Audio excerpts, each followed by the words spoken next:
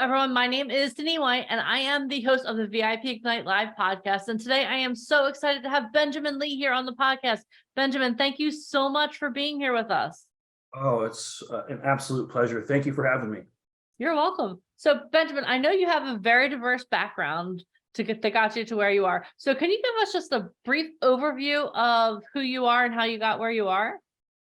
Sure. So I like to say I've had a lot of past lives. I literally started my entrepreneurial journey when I was 8 years old. I was going to real estate investment seminars with my parents. I bought and flipped my first house, obviously with my parents' help at 15. We built a relatively large real estate empire, I guess you can say. We had a mortgage brokerage, real estate brokerage, title insurance company. We did hard equity lending. We actually did large scale development. I don't know if you're familiar with Tanya Tucker. We actually bought her estate that was on Tuckerville on CMT in 2000, I think it was 2007. She had a 25,000 square foot house that we're converting to a basically a clubhouse for a golf course. We're building an 18-hole championship golf course with 482 home sites. And then obviously the crash happened. And I remember just sitting there for, like a couple of weeks, not doing anything because, the market was going to hell in a handbasket. I was like, I probably got to figure out something else to do. So I remember when I was younger, my parents had given me a trading account and they're like, listen, just if you lose all the money, it doesn't matter, just try to learn something. So I did pretty well with that. And I said, why don't I try that again? So, started options trading. Then that was a little too slow for me. Then started day trading. And then got to the point where, I actually day traded the S&P E-mini futures for 8 months without a losing day, except for commissions. Wow. Then I was running trading rooms where I would actually trade my live account, where people would actually listen in as I gave my commentary on what I believe the market was going to do. Created a couple of courses on trading psychology. I have my master's strategist designation in neurolinguistic programming, so applied a lot of that stuff to obviously myself and helping other traders become more consistently profitable. And then, my family started investing in microcap public companies in the pharmaceutical drug delivery technology space, as well as cannabis. So they didn't have as much experience as they needed. So they're like, hey, listen, we need help with this. So we took an active investor role. So I moved out to LA, actually worked with, the companies. And then, after, we kind of finished that up, I started working with a company that's now 10X Health System. Yeah, so I was the chief operating officer of that company, right before Grant Cardone, closed on that deal. So after I left, I started my own company called 4BPM. And, really it's our mission to help people, discover their own personal cheat code to live their best life. So whatever that looks like for any individual, whether it's losing weight, losing fat, building muscle, having more energy, sleeping better, or just having better sex, right? Or, bringing the best version of yourself to your mission every single day. Yeah. We help people discover how to do that more easily just by asking their body a series of questions, because we believe, the body is infinitely intelligent as long as you know what questions to ask and obviously how to interpret that data.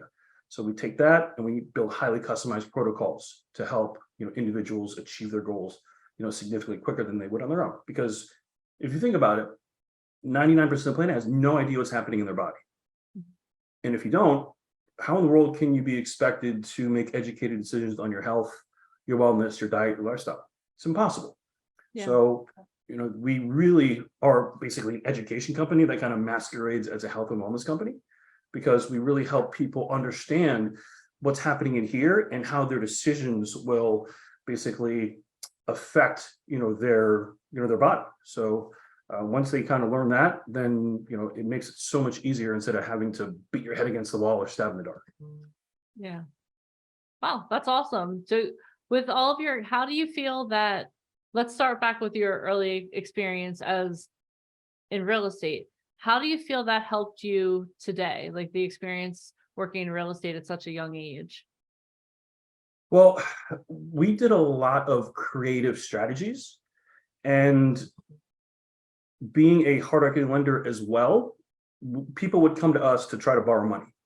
So I have a filter of how everything can kind of go wrong, in a way. And Yeah. I'm trying to basically figure out what is absolute worst case scenario and then try to mitigate risk from there. Yeah. So obviously, being an entrepreneur, opening a startup or any type of business, it's fraught with risk.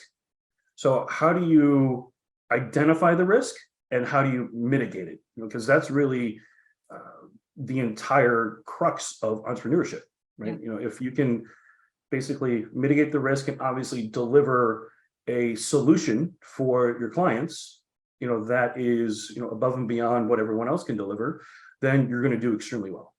Yeah.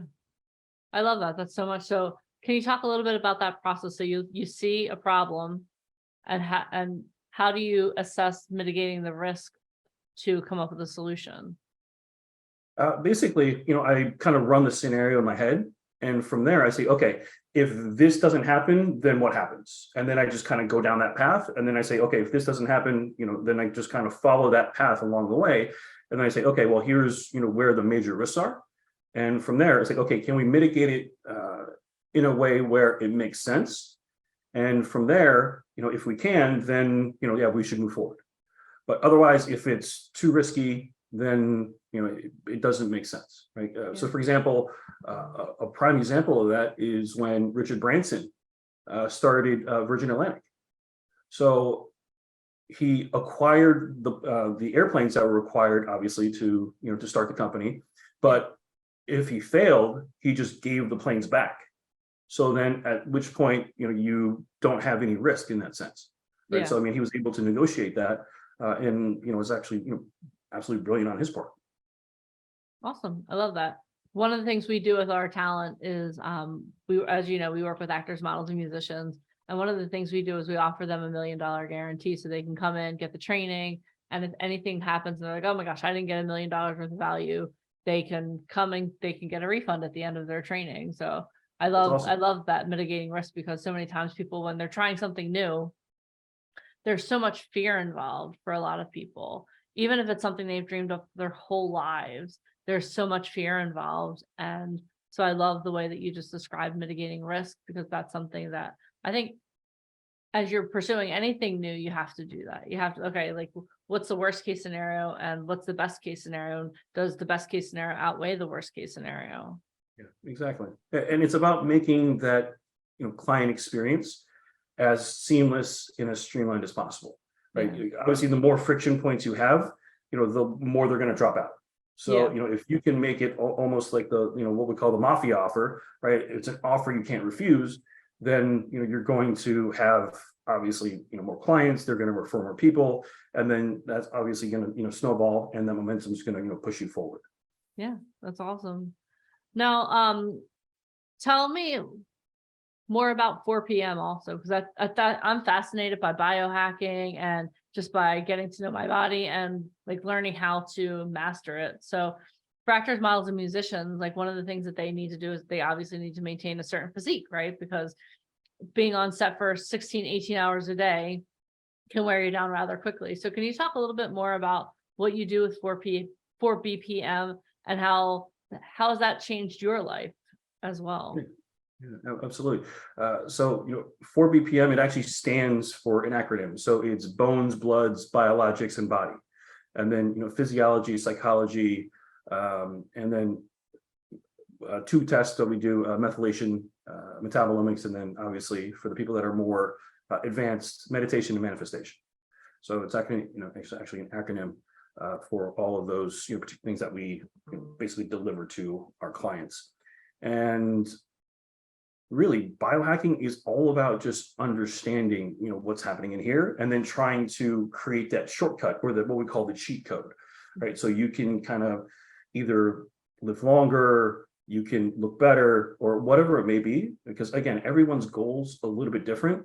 Mhm. And there's a challenge for a lot of people because there's so much information out there.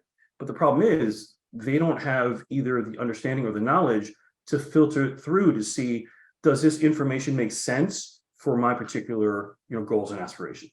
Yeah.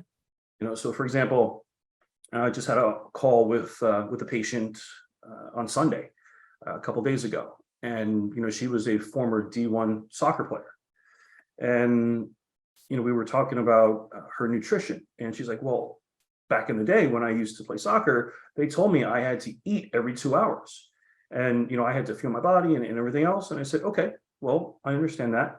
Well, what are you trying to accomplish now? She's like, well, I've put on a lot of weight since then. I'm trying to lose the weight. I'm like, okay, great. Now, are you exercising as much as you were back then? No, I'm not. Okay, so obviously her expenditure is extremely lower than what it used to be.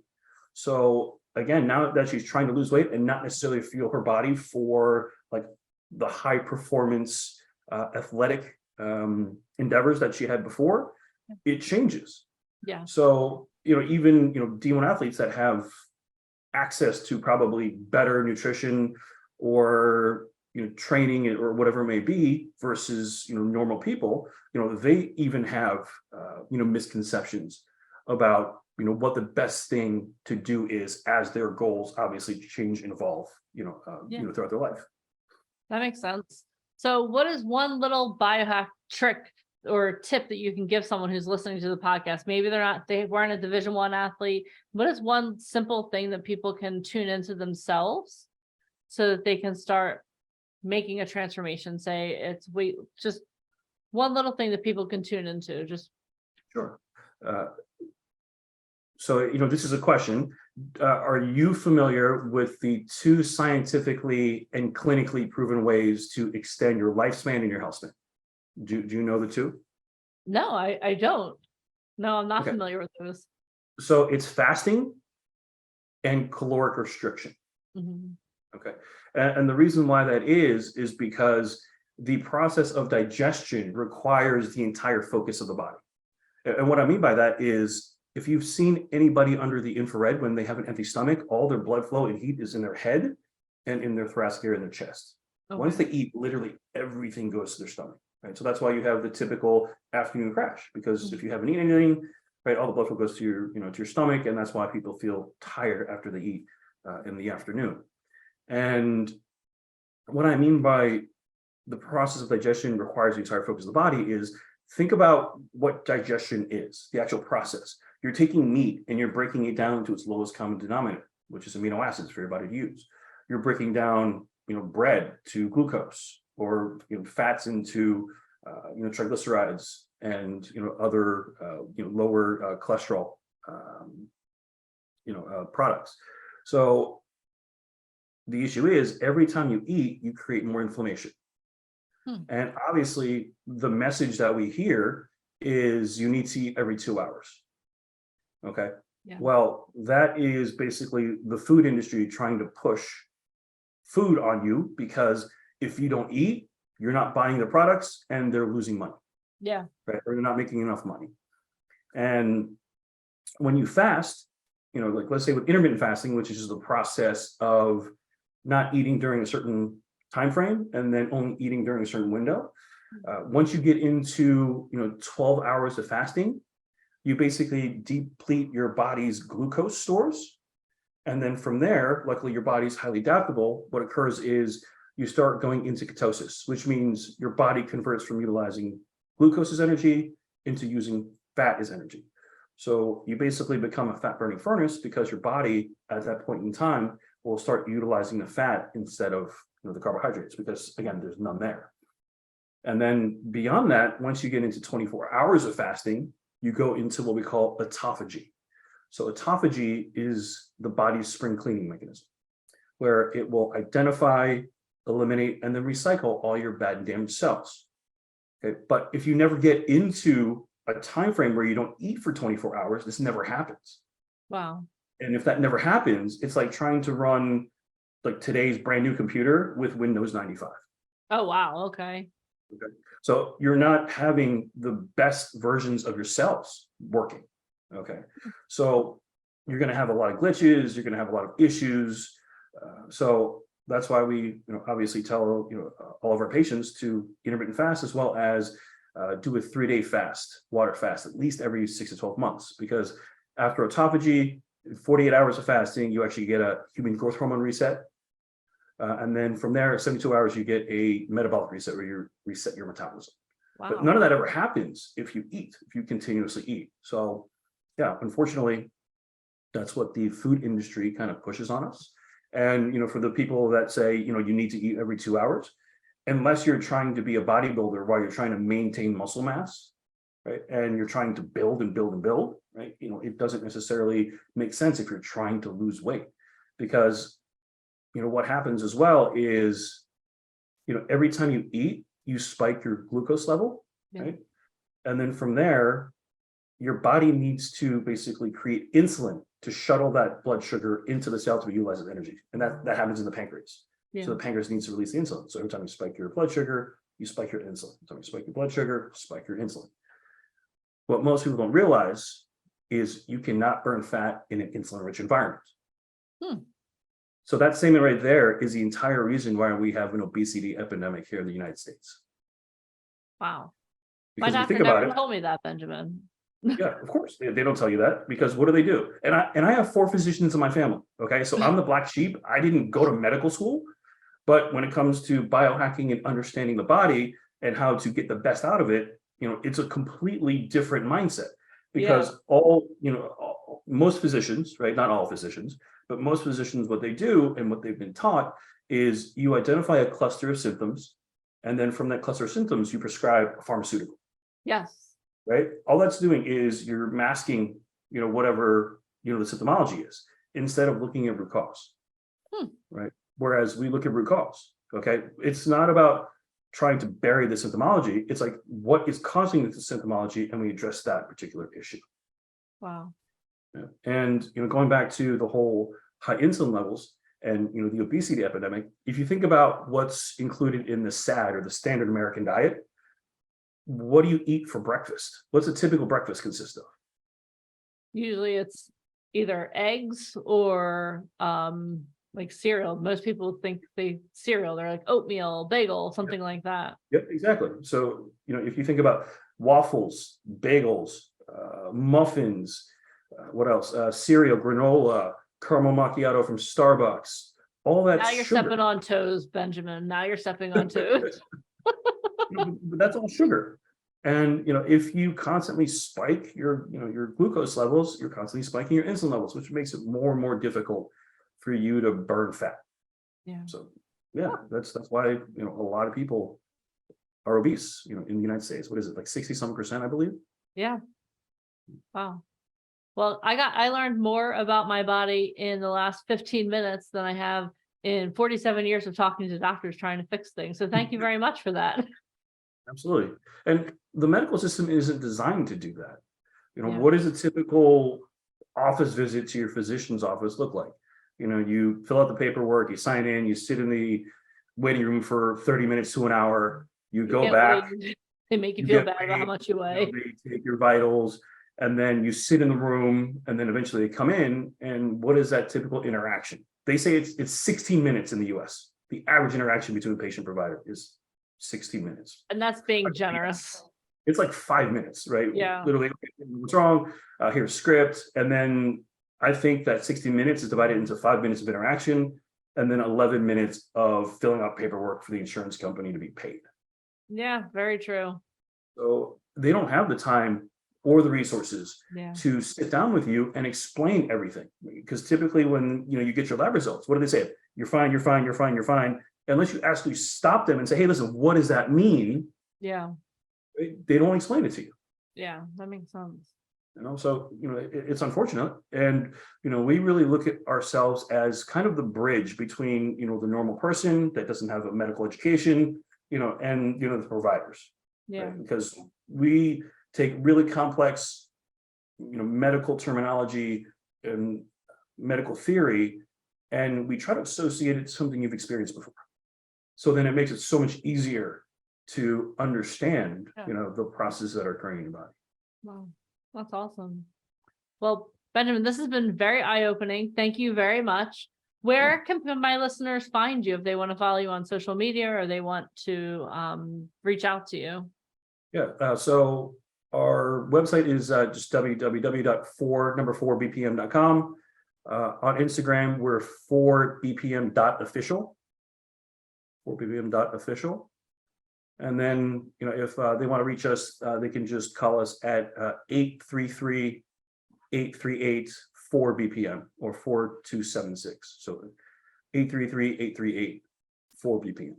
Awesome. Well, Benjamin, again, thank you so much for taking the time out to be on the podcast today. I learned so much about entrepreneurship, about how my body works. I think I'm going to start fasting tomorrow morning. So thank you. But seriously, thank you so much for your information. I really appreciate you taking out the time to be here today. Absolutely, my pleasure. Yeah, and we're just trying to get this information out there to as many people as possible so that they can take control of their own health and wellness. Well, I appreciate that. Thank you so much. All right. So guys, if you are listening to this podcast, make sure you hit subscribe to the VIP Ignite Live podcast. You can follow us on all forms of social media at VIP Ignite Live or VIP Ignite, and make sure you tune in because I have a lot of more amazing podcasts coming up. All right. Again, Benjamin, thank you so much for being here today. Thank you for having me.